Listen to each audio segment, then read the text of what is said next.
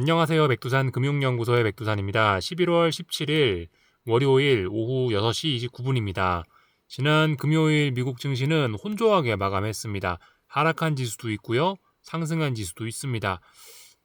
실질적인 분위기 자체는 일단 좀 괜찮았다라고 볼 수가 있겠죠. 그죠? 장 초반에 분위기가 안 좋았다가 시간이 가면 갈수록 계속해서 매수세가 들어왔으니까요. 전반적인 장의 분위기는 좋았으나 힘은 굉장히 약했다라고 볼 수 있겠습니다. 그죠? 하락한 지수들도 있고 하락한 종목들도 제법 많으니까요. 잠깐 좀 지도 내용을 좀 보고 갈 건데 지도 내용을 좀 보시자면은 이 빅테크 종목들 엔비디아나 마이크로소프트가 상승을 하면서 지수의 하락을 방어하는 모습입니다. 전반적으로 분위기가 그렇게 좋지는 않았죠. 그죠? 하여튼 특별한 이슈는 없었고요. 미국 증시는 이렇게 혼조하게 마감을 했다. 분위기는 좋았다라고 볼 수 있겠는데 근데 이 기술적으로 좀 중요한 날이었다라고 지난주 금요일에 제가 말씀을 드린 것 같습니다. 지난주 금요일 날 이제 마감이 요거거든요. 지금 보시는 건 나스닥 100 차트죠, 그죠? 지난주 금요일 날 요런 움직임이 있었었는데 지난주 목요일 날 급락을 했었다라는 사실을 우리가 좀 기억을 해야 될 것 같아요.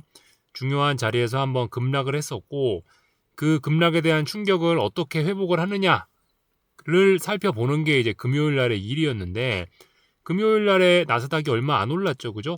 그 전날 목요일 날 얼마나 빠졌죠? 한 2% 넘게 빠졌습니다. 근데 금요일 날 상승한 게 0.2%라면 이거는 그렇게 큰 의미를 부여하기는 좀 어렵겠죠. 예.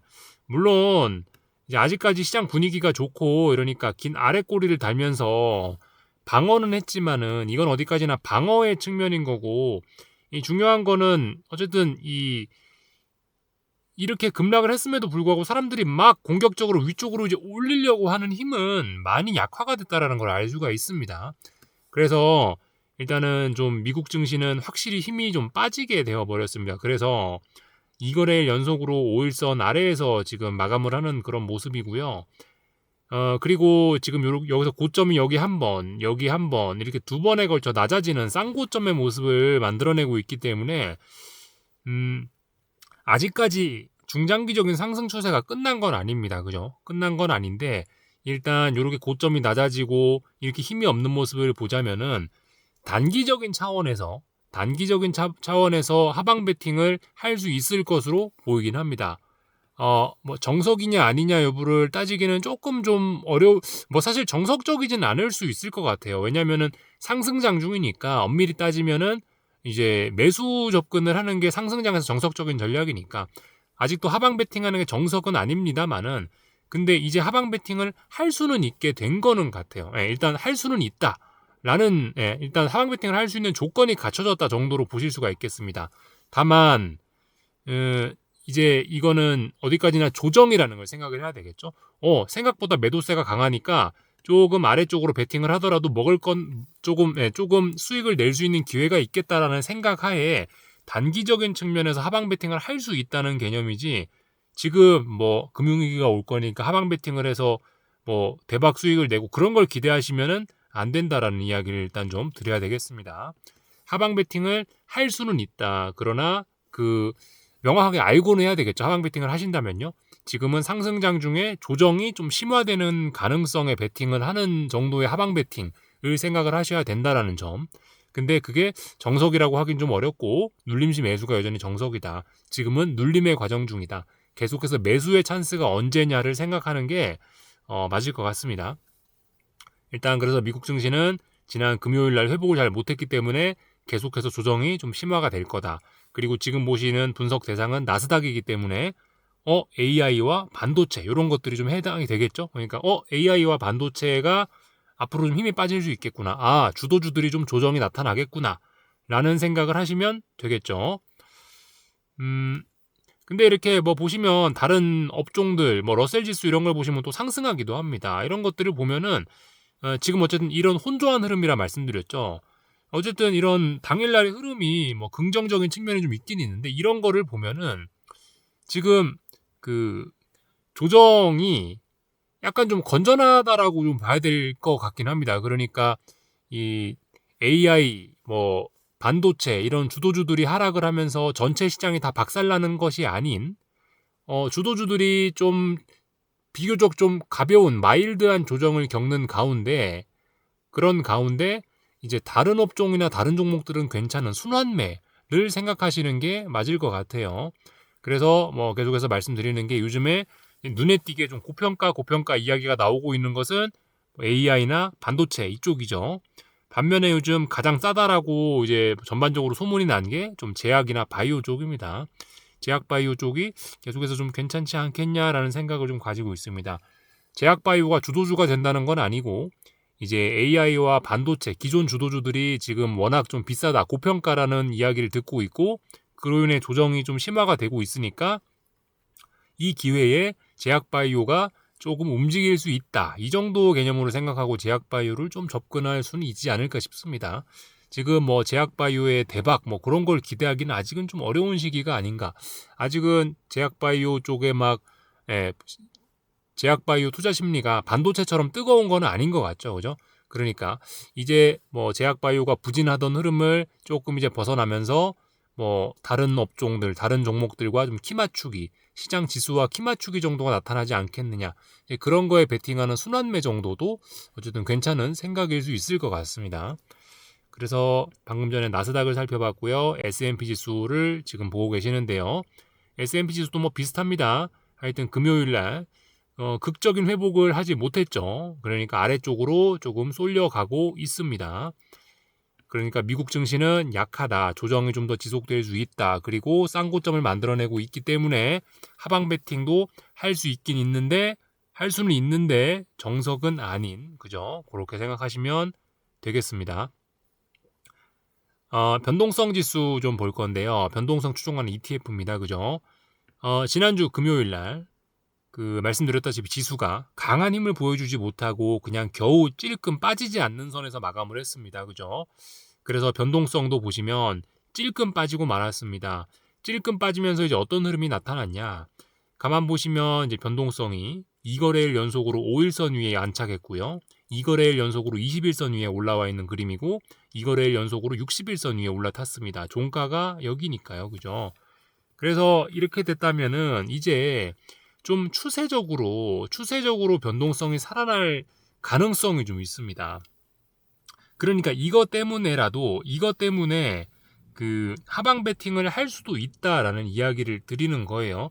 지금 시장의 힘이 단기적으로는 아래쪽으로 쏠리고 있고 변동성마저 지금 이제 추세적으로 살아나려고 하는 걸 보니 이 정도 되면은 하방 베팅을 하더라도 단기적으로 하방 베팅을 하더라도 조금 뭐 수익의 기회가 있을 수 있겠다라고 이제 보는 겁니다. 그래서 지금 미국 증시는 이 지난주에 한번 목요일날 급락을 하면서 추세적으로 변동성이 살아날 수 있는 그런 매우 불안정한 상황이 되어버렸습니다. 그래서 어떻게 됐다? 여기 이렇게 하나, 둘 쌍바닥에서 세 번 삼중 바닥형의 모양이 되어버리고 말았습니다. 그래서 굉장히 위험한 순간.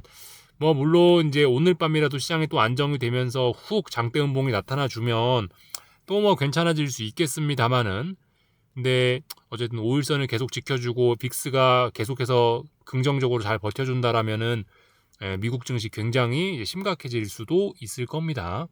그래서 다 말씀을 드렸고요. 반도체 지수도 지난주 금요일 날 보시다시피 하락 마감했습니다. 지난주 목요일 날 3.7% 빠졌는데 그 다음 날도 0.1% 하락 마감하는 선에 그쳤다면은 힘이 없다라고 봐야 되겠죠. 주도주 반도체 섹터에 조정이 지속되는구나 라고 보시면 될 것 같은데 사실 지금까지 굉장히 탄력적으로 올랐던 거에 비하면은 사실 여기서부터 여기까지 빠진 거죠. 지금 낙폭 자체가 그렇게 크다고 볼 수는 없습니다. 굉장히 강해서 어쨌든 아직도 대장으로서의 면모는 보여주고 있습니다. 반도체를 눌림시 매수하는 게 정석적인 전략인데요. 아직 바닥이 나오지 않았기 때문에 매수를 할 타이밍은 아닌 것으로 보이긴 합니다. 그죠? 다 봤고요. 채권도 계속해서 힘이 빠지고 있습니다. 뭐 영국 채권 시장의 불안 등의 영향으로 지난주 금요일 날 30년물 채권 보고 계신데요. 미국 거. 이렇게 쭉 하락을 하면서 바닥 확인은 더욱더 실패를 하고 있습니다. 계속해서 아래쪽으로 쭉쭉쭉쭉 가려고 하고 있고 이번에 만약에 이제 여기 전저점을 지키지 못한다면 근데 지금 전저점을 지킬 가능성이 좀 많이 낮아 보입니다. 이미 여기까지 내려왔다라는 것 자체가 이 저점을 사수하겠다는 의지는 일단 잘 보이지 않는 거거든요. 그렇다면 요렇게 작게 쌍고점 혹은 여기를 하나의 몽태기로 보고 요렇게 또 하나의 몽태기로 보면 쌍고점 혹은 뭐 여러 가지 측면에서 보면 다중고점형 요런 모습이 나타날 수 있게 됩니다. 그래서 이제 채권이 이제 중장기적인 바닥을 확인한 거는 맞습니다. 하나, 둘, 뭐 셋, 넷 등등 중장기적인 바닥을 확인한 건 맞는데 이 얼마 올라가지 못해서 얼마 못 올라가서 지금 벌써 여기서 이제 이 단기적인 상승의 힘을 다 잃어버리고 마는 듯한 모습이 나오고 있죠. 그렇다면 조금 더 아래쪽으로 갈 가능성이 있겠습니다. 물론 바닥을 잡았기 때문에 중장기적인 바닥은 잡아놨기 때문에 일단은 뭐 눌림시 매수 생각할 수 있겠습니다만은 보시다시피 힘이 없기 때문에 매수를 해봐야 얻을 수 있는 실제적인 이익은 그렇게 기대치가 크지는 않겠죠. 네. 그래서 계속해서 채권은 매력이 좀 떨어진다 말씀드렸고 외환 시장은 계속해서 답답한 흐름입니다. 근데 달러 강세로 좀 전환될 가능성이 좀 보이지 않느냐 이 정도 이야기만 하고 있습니다. 지금 보시는 거는 금값인데요. 어쨌든 지금 이제 5일선 쭉쭉쭉쭉 올라오다가 5일선을 한 번 깼네요. 오늘 밤 정도는 일단 매수로 접근해 보는 게 정석적인 대응이 되겠습니다. 오늘 밤 매수를 해봐서 다시 5일선 위로 이렇게 딱 튀어 올라와 주면 가장 좋은 시나리오이겠죠, 그죠? 근데 오늘 밤에도 이렇게 약한 모습을 보이면서 5일선을 못 올라온다. 그렇다면 이렇게 쌍고점이 만들어지는 게 아니냐라는 생각을 또 하셔야 되겠습니다, 그죠? 그래서 어쨌든 지금 금값은 뭐 최근에 상승 탄력이 좀 좋지는 못하네요. 한동안 너무 많이 올랐었으니까 아무래도 또 오르기는 당장은 부담스러워 보이는 그런 모습입니다. 그죠? 다 본 것 같고요. 한국 증시 보시자면 오늘 양대지수 상승 마감을 했습니다. 잠깐 지도를 좀 먼저 볼까 합니다. 한국 증시 지도를 좀 보시자면은 코스피 좀 먼저 보자면은 이런 모습입니다. 그죠? 삼성전자 3.5%, 하이닉스 8.2% 등등 뭐 반도체가 여전히 많이 올랐습니다. 반도체 대형주들이 많이 올라가면서 다른 종목들은 상대적으로 좀 부진한 흐름을 보이고 있죠. 그죠? 그래서 사실 이런 그림만 보면은 오늘도 한국 증시 굉장히 좋았구나라고 생각하실 수가 있겠습니다. 그러나 변동성이라는 걸 좀 고려를 해야 되겠죠.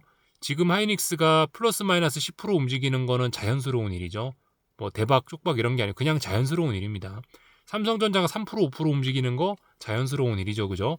그런 변동성을 고려해 봤을 때 이렇게 오르는 거는 그렇게 강하게 오른 건 아니다. 이렇게 좀 보셔야 되겠습니다. 조금 이따 자세한 이야기를 좀 더 하고요. 잠깐 이제 코스닥 시장 지도를 좀 보시자면 이런 모습입니다. 오늘 그죠? 삼성전자와 하이닉스가 그렇게 움직였는데도 불구하고 제약바이오 섹터들이 비교적 강했습니다.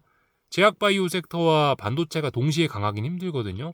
제약바이오가 이렇게 빨간불이 들어오고 상승하고 있다라는 건 이렇게 업종이 전반적으로 움직이고 있다라는 거는 그만큼 그 주도주들이 좀 힘을 잃었다는 뭐 그래서 사람들이 다른 대안을 찾는 순환매가 진행되고 있다라는 거를 좀 알 수가 있겠습니다. 그래서 뭐 코스닥 소외가 해소되고 있다. 제약바이오 좀 추세적으로 좀 강세 나타나지 않겠느냐 이런 이야기를 계속해서 드리고 있죠. 그래서 조금 좀 자세한 내용을 좀 보자면은 삼성전자인데요. 이거는 삼성전자 보시면 오늘 3.5%가 올랐지만 그 전날 5% 빠지고 나서 3.5% 오르면은 낙폭을 다 회복하는 게 아니죠. 그죠? 그렇기 때문에 이걸 좋게 해석하기가 어렵습니다. 극적인 회복을 해서 바로 오늘 밤에 바로 오늘 5, 6%가 올라줬어야 그래야 이제 이게 의미가 있는 건데 삼성전자도 힘이 빠졌습니다. 그래서 삼성전자도 이런 식으로 해서 쌍고점의 가능성이 지금 좀 보이기 시작했습니다. 그래서 조금 위험한 상황이 됐죠. 기존 주식 보유자분들께서는 이제 이런 날 이제 조금씩 주식을 이제 비중을 좀 줄여 나가시면은 뭐 줄여 나가시면 되겠죠, 그죠? 그러니까 사실 이것도 그러니까 미국 증시 말씀드리면서 제가 이제 하방 베팅을 할 수 있다라 말씀드렸죠, 그죠?